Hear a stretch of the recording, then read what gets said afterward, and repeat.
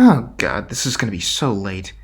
Look, I'm sorry guys, stuff came up after these episodes dropped, and then Star Wars happened, listen to that here, and then Christmas happened, and there's a lot going on. The next episodes will probably have dropped already by the time this goes up. It's already Thursday night when I'm recording this. Man, you had a better work-life balance when the diamonds were trying to destroy the planet. I know, Amethyst! Jeez, get off my case. Yeah, I think every working-class millennial can relate to Steven's routine here.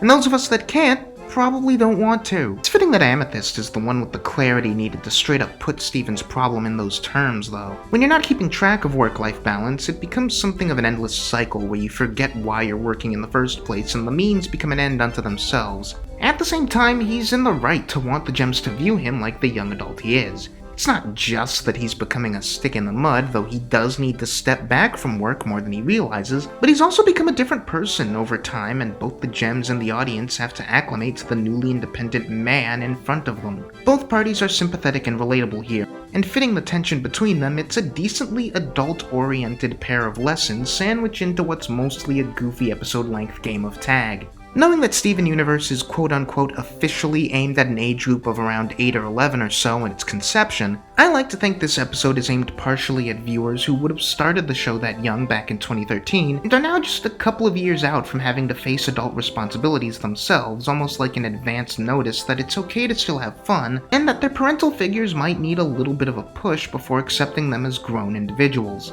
I've been consistently adoring Future's habit of leaning hard into the more absurd sense of comedy that's always been a part of Steven Universe, but feels really pushed to its extreme in this show. The animation itself is also really rad and smooth this episode. The fusion Stevens are amazing, and this shot in particular is the highlight. And if it's not a direct Wolf Children reference, I'll eat my left shoe. Don't quote me on that.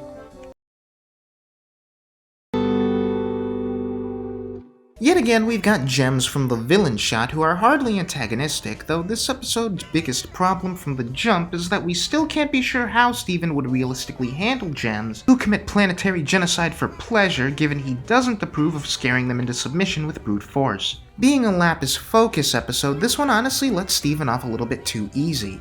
The fact that some gems are just going to have difficulty getting into their heads that killing things is wrong is something that Steven's going to have to deal with eventually, and I think this episode might run the risk of squandering that premise depending on what kind of focus we lend to future stories. That said, I like how the new Lapises play into the same sullen teenager codification that ours often does. I feel like now that the war has ended, gems like the Lapises and Jasper fall into a kind of extreme version of what Lards used to represent on this show. Characters who see themselves as literally too cool for school, but are really just boxed into their comfort zones. They scoff at Steven's values and any kind of emotional sincerity in the same way someone might scoff at the show itself as baby stuff, might be loath to leave their comfort zones and view violence and shows of force as a strength. They might as well carry signs that say edgy teens the likes of which would hate a show as colorful and earnest as Steven Universe, if they could realistically fit that on a sign.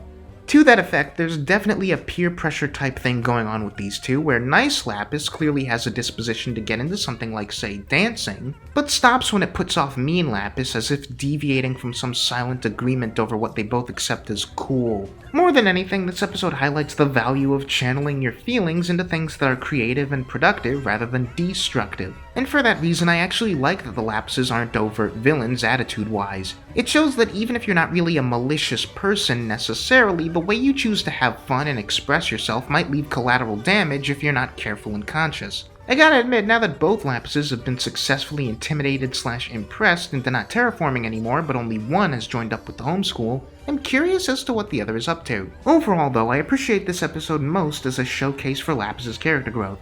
How she displays some dark tendencies that are very in line with her lowest moments over the course of the series, but now with the inner strength to recognize that as a flaw and reel herself in before she goes too far. Really though, highlight of this whole thing is that we've got an excuse for Jennifer Paz to sing again. Also, whatever this is.